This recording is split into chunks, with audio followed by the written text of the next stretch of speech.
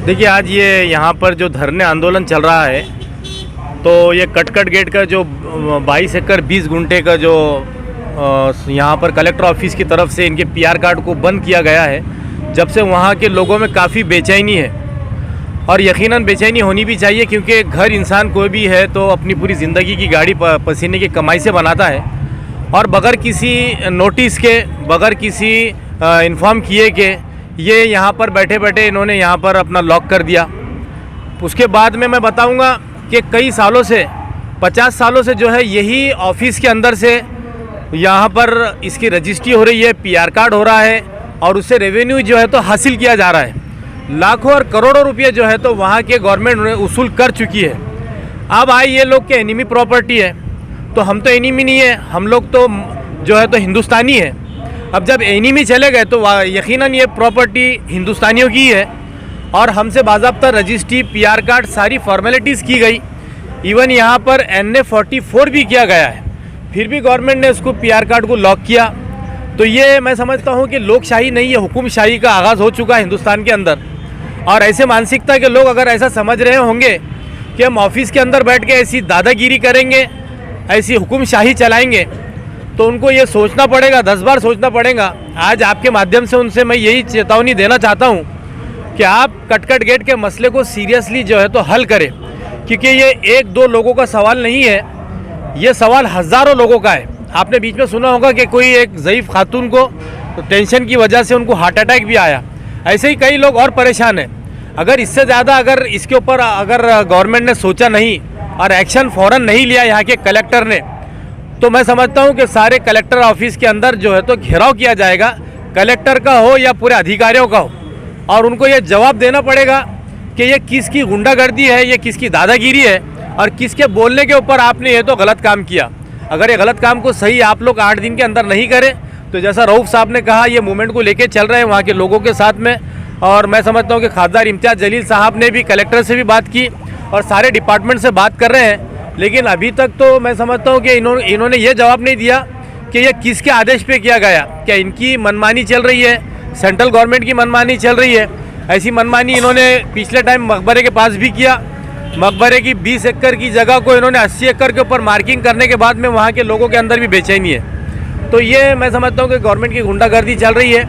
मैं मजलिस इत्तेहादुल मुस्लिमीन से नासिर सिद्दीकी, मैं कटकट गेट के तमाम लोगों को ये भरोसा दिलाना चाहता हूँ कि हम हर हाल में आपके साथ में खड़े हैं, चाहे रोड पे उतरना पड़े, चाहे जो है तो धरने आंदोलन करना पड़े, हम लोग आपके साथ में हैं। सर, ये आवाज़ पार्लियामेंट में उठेगी? यकीनन उठेगी, क्योंकि मैं समझता हूं कि अमित शाह ने जो प्लान बनाया है, तो उसने ये कहा है कि हिंदुस्तान में एनिमी प्रॉपर्टी इतनी है कि हमको 1 लाख करोड़ रुपए का रेवेन्यू जो है तो इससे जनरेट हो सकता है। तो सबसे पहले तो अमित शाह साहब ने वो डिटेल निकालना चाहिए कि एनिमी प्रॉपर्टी के ऊपर आज तक आपने रेवेन्यू कितना वसूल किया। आपने अगर 2 लाख करोड़ करे होंगे तो क्या 1 लाख करोड़ रुपए वापस देंगे आप लोग? ऐसा नहीं होता।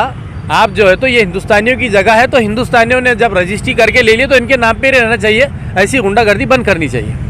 कटकट गेट, नेहरू नगर, हत्ती सिंहपुरा, यहाँ पर हुकूमत का जो एक फरमान आया है, बिना सोचे समझे औरंगाबाद कलेक्टर के अंडर में जो सिटी सर्वे ऑफिसर्स होते हैं, उन्होंने अचानक रातों रात एक फ़ैसला किया कि जितनी प्रॉपर्टीज़ वहाँ पर थी, एक शत्रु संपत्ति, एनिमीज़ प्रॉपर्टी के नाम पे, बिना किसी नोटिस को दिए, बिना कोई हियरिंग लिए अचानक से जो है तो उनके पीआर कार्ड रद्द कर दिए गए। तो मैं समझता हूँ कि ये एक बहुत बड़ा षड्यंत्र या एक साजिश या एक गुंडागर्दी, हिटलरशाही की तरीके से जो है तो ये काम किया गया।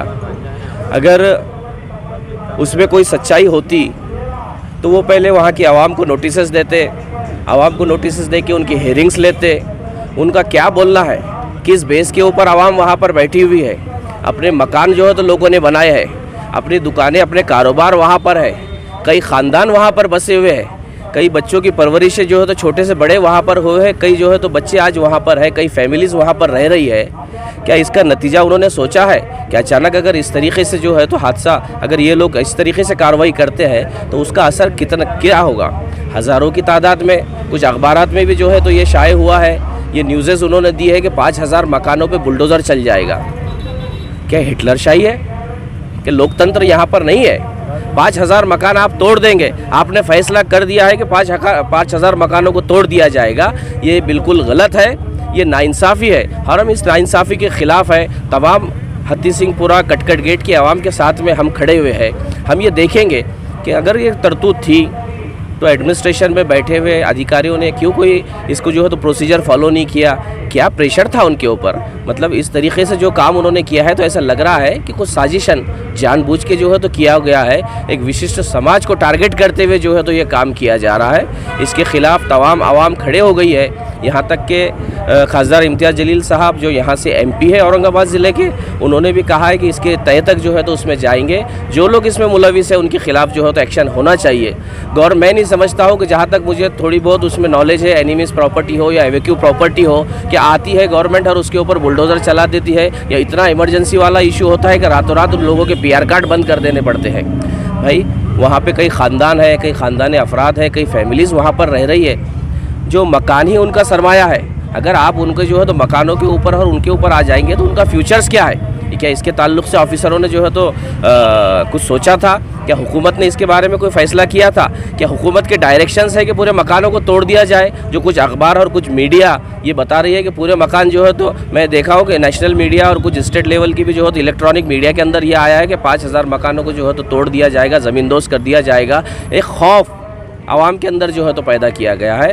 मैं समझता हूँ कि हुकूमत की जो है तो मनमानी है, इस मनमानी को जो है तो बिल्कुल आवाम कबूल नहीं करेंगी, हम भी उसको कबूल नहीं करेंगे और आवाम के साथ में हम लोग खड़े हुए हैं। इसका क्या लीगल एक्शंस हो सकती है, जो लोगों ने साजिश की है उनके ख़िलाफ़ क्या कर सकते हैं, ये तमाम चीज़ों को जो है तो देखा जाएगा। और मजलिस इत्तेहादुल मुस्लिमीन हमेशा जो है तो आवाम के साथ में थी, आवाम के साथ है और आखिर तक इंशाअल्लाह जो है तो आवाम के साथ में हम लोग खड़े रहेंगे।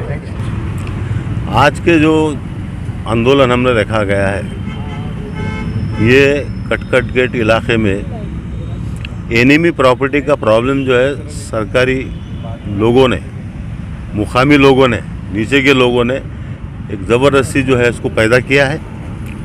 जगह कहीं और है, निशाना कहीं और है। पूरी ज़मीन का अच्छी तरीके से का रिकॉर्ड है, वो भी हमने बताया है। और ख़ास बात तो एक NA लेआउट और कॉरपोरेशन की परमिशन दी हुई ये एरिया को जो है ये एनिमी प्रॉपर्टी घोषणा कर रहे हैं। ये सीधी जो है एक चाल है मुसलमानों को सताने के लिए। इसमें सरकार से ज़्यादा सरकारी कर्मचारी का दोष है और यही उसके ज़िम्मेदार है। सरकार को नहीं मालूम होता औरंगाबाद में कितनी ज़मीन एनिमी प्रॉपर्टी है, उसका रिकॉर्ड यही होता है। इन्होंने जो है मिस इन्फॉर्मेशन जो है सरकार को दी है और वहाँ से ये ऑर्डर आए हैं। हम इसकी जो है विरोध करते हैं और पुरजोर तरीके से हम विरोध करेंगे। आज धरने आंदोलन है, कल हम इसके लिए मोर्चा भी निकालेंगे और हर तरीके का जो है लोकशाही मार्ग हम जो अपनाएंगे इसके लिए, चाहे कुछ भी हो जाए। सर, जैसा बताया गया है कि 22.5 एकड़ ऐसा बताया जा रहा है, तो कुल आबादी कितनी है इसके अंदर, जनसंख्या? देखो 1000 घर हो सकते हैं इसमें पूरे जी। 1000 से कम ज़्यादा हो सकते, इतनी आबादी है। 1000 के पीछे जो है तुम 10 लोग भी लिए तो 10,000 की आबादी है वहाँ पर। सर, इस आपके आंदोलन को और भी पार्टियों का समर्थन हासिल है? समर्थन सभी का हासिल है। कौन कांग्रेस का है, SDPI का है, MIM का है, सभी है। क्योंकि ये मामला किसी जातिया नहीं ना, मैं कोई इलेक्शन में खड़ा हुआ नहीं हूँ जो है मेरा कोई विरोध करेंगे। सबके लिए काम कर रहा हूँ, सब साथ दे रहे हैं और सबको मुंह बताना है। जब वोट मांगने को आएंगे तो हमने भी दिए थे भाई आपको सपोर्ट, ये बोलने के लिए तो करना है ना उनको, चाहे वो दिल से हो ना हो, लेकिन बताने के लिए तो करना है।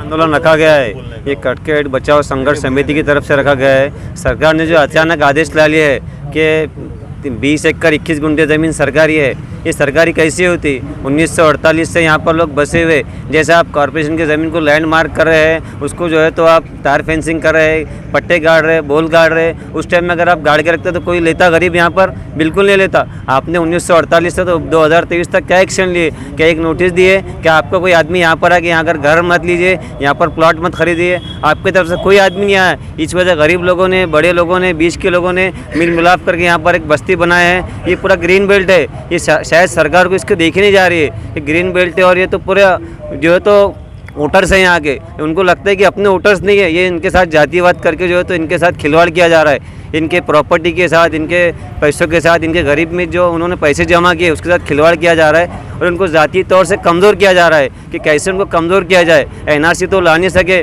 जैसे कि अल्लाह की तरफ से कोरोना आ गया था, उसी तरह उन्होंने सोचा कि ये नहीं करते हुए अपन कैसे मुसलमानों को, कैसे ग्रीन बेल्ट वालों को ज़ाती तौर से कमज़ोर किया जाए। इसकी ये जो है तो साजिश है, ताकि लोग परेशान हो जाए, उनको कुछ दूसरा रास्ता समझे ना कुछ कमाई का ना घर का, इसी मसले में उन्हें परेशान रहे। 1948 से तो आज तक लोग ने रेवेन्यू दिए हुए, रजिस्ट्री के 7/12 बनाए, पूरे 22 एकड़, कोई ऐसा इश्यू नहीं है, लेकिन उन्होंने एक इश्यू पैदा कर दिए।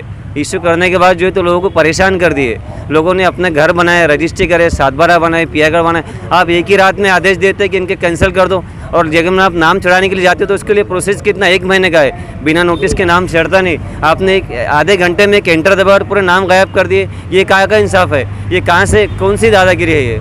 इसके बारे में बोलिए आप। और मीडिया हमारी आवाज़ है, ये मीडिया हमारी आवाज़ है, यहाँ से लेकर तो दिल्ली तक, और दिल्ली से लेकर गली तक। मीडिया हमारे बंदूक की गोली है, हम सिर्फ खाली है, लेकिन मीडिया ये सच्चाई बता सकती है। मीडिया बिक चुका है, जो दूसरा मीडिया बिक चुका है। लोकमत में आ गया कि 15,000 10,000 घर टूटने वाले। किस बेस पे उन्होंने न्यूज़ दिए? किसने उनको ऑर्डर दिया? घर टूटने वाले है। ये जो है तो एक मीडिया पहले जो है तो हमने सुना था, पहले छपती है फिर बिकते हैं, लेकिन आज मीडिया पहले बिक चुकी। जैसे नागपुर के हमारे शाह साहब जो है तो दाड़ा साहब से मुलाकात की, शायद उन्होंने, वो नागपुर में भी गया, उनकी क्या बातचीत थी, उन्होंने न्यूज़ में कुछ दिए, उसके बाद में उन्होंने डाले, क्योंकि उनको ऐसा लगता है कि हमारे वोटर थे, लेकिन इनके वोटर तो अब दूसरे चले गए, तो अब इनके ऊपर, हमारे ऊपर तो उन्होंने 15 साल राज किया है दाड़ा साहब ने। उनको हमने वोट दिया, 15 साल हमारे आमदार थे। उनका फर्ज था कि बस्ती में आते, पेपर में ऐसे डालते कि ये कौन सी दादागिरी है, ये कौन सा आदेश है कि एक ही रात घर बेघर हो गए। लेकिन उन्होंने ऐसा कोई पेपर में डाला नहीं, कोई पेपर ने ये नहीं दिया कि भाई ये क्या हो रहा है, अचानक ये घर वाले बेघर हो गए एक ही रातों रात। ये कैसा इंसाफ? कोई न्यूज़ वाले ने ये न्यूज़ नहीं दिया, बल्कि न्यूज़ वाले ने ये न्यूज़ दिया कि भाई ये जो चढ़ रहा है, ये घर टूटेंगे, कॉर्पोरेशन वाले आएंगे, गिनती करेंगे। कोई न्यूज़ वाले ने ये न्यूज़ नहीं दिया सच्ची कि भाई ये एक ही रात फैसला हो गया, कैसा अंधा कानून है, ये कैसा अंधा कानून चल रहा है। कोई पेपर वाले ने ये हेडिंग नहीं दी थी। अगर ये भी हेडिंग आती तो हमको इंसाफ लगता था कि मीडिया हमें इंसाफ दिलाएगी, लेकिन पेपर ही आज ऐसा न्यूज़ दे रहा तो हम क्या करेंगे? बोलिए आप। सर, आप पुराने लीडरों पे आप वो उंगली उठा रहे हैं जी। मैं आपका इशारा भी समझ रहा हूँ, मैं आपकी बात को भी समझ रहा हूँ, लेकिन एक बड़ा तल्ख सवाल, एक बड़ा कड़वा सवाल आपसे करने जा रहा हूँ। जब उस वक्त एक बिरयानी प्लेट और 500 की नोट निकलती थी तो मुसलमानों की कोई गलती थी कि नहीं थी? नहीं, गलती मुसलमानों की नहीं थी, उनके कुछ नेताओं की थी। आज तक हमने जो है तो जो पैसे हमने जितने भी वोट दिए, एक चारा नहीं लिए, हमने हमारे जेब से रिक्शे लगाए, हमारे जेब से जो है तो पार्टियों को गाड़ियाँ भर के लिए, ये हमारे पालोदकर साहब इन्होंने गाड़ियाँ भर के लेके गए। चाहे प्रदीप जायसवाल खड़े हो, मोमबत्ती से खड़े रहते, अपक्ष कटकर गेट के 20,000 वोट उनको मिले थे, चुन के आए थे। वो भूल गए क्या जायसवाल साहब? अपक्ष चुन के लाए थे उनको कटकर गेट के लोगों ने। 20,000 वोट मिले थे? जी, हमारे एरिया से नहीं, 20,000 10,000 तो मिले होंगे जब बस्ती जो हिसाब से थी तो, लेकिन आज की जो बस्ती है 10,000 तो मिले होंगे, लेकिन हमारा एक भी वोट बाहर नहीं गया। जब दाड़ा साहब थे पूरे वोट उनको मिले, जब जायसवाल पास खड़े रहे थे अपक्ष, हमको लगा था, किसी ने हमको कहा था कि भाई आपके कोई मुसलमान भी अगर बंद हो जाता है तो जायसवाल साहब पूरी कार्रवाई करके उसको छुड़ाते, सिटी चौक में फ़ोन वगैरह मारते। तो ऐसी एक न्यूज़ चली थी तो हमने उनको भी अपक्ष चुन के लाए थे, मोमबत्ती से खड़े हुए थे।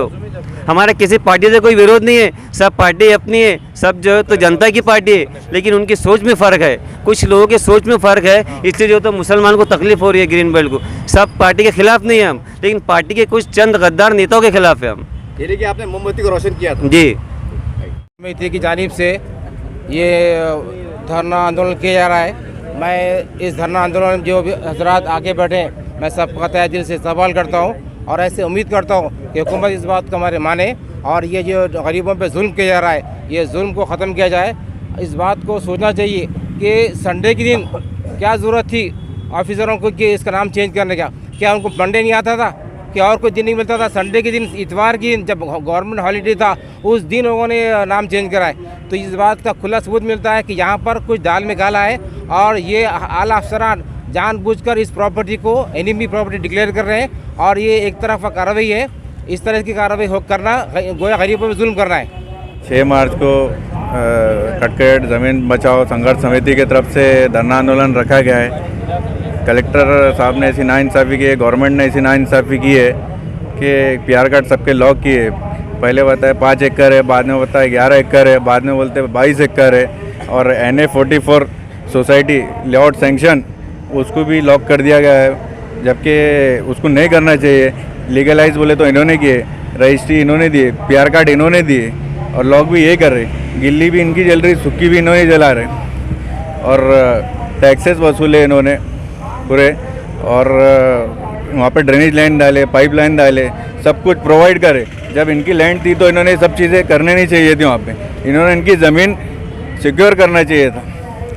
और दुनिया भर के टैक्सेस वसूलते, मगर रिफंड में जनता को कुछ भी नहीं मिलता, कुछ भी नहीं मिलता। बेरोज़गार है सब।